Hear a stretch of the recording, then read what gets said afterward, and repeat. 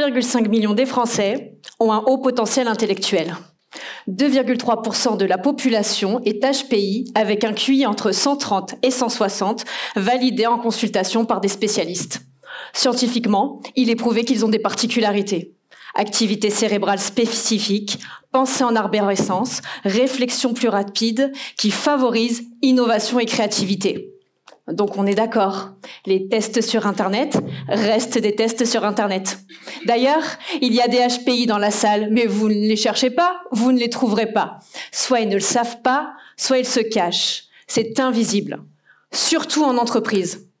Mon travail de thèse dans tout ça, 1. Me focaliser sur l'invisible, celui du capital humain et celui des hauts potentiels. Et leur capital humain, c'est l'ensemble des compétences rendant chaque salarié productif.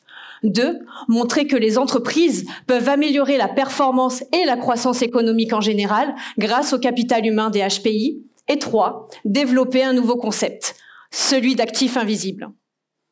Vous, par exemple, vous avez déjà peut-être ressenti un décalage entre votre sensibilité, votre manière de réfléchir, votre fonctionnement et celui de l'entreprise? Eh bien, pour les HPI, ce ressenti est plus fort. Alors, il reste invisible.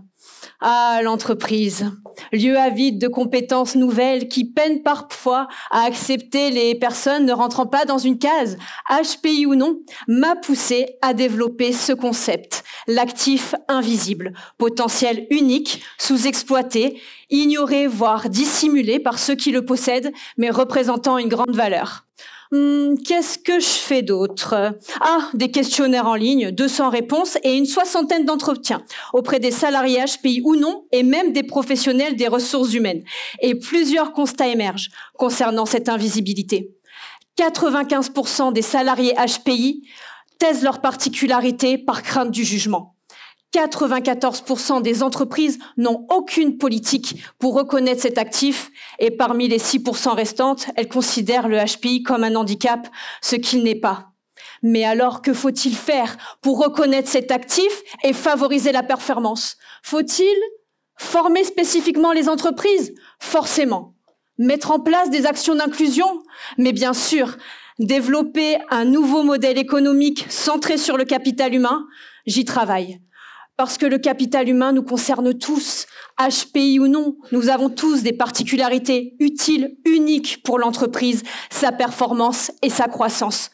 En entreprise, 100% des personnes que j'ai sondées déclarent qu'il est temps que ce capital devienne unique, visible et central dans nos entreprises. Alors, qu'attendons-nous ?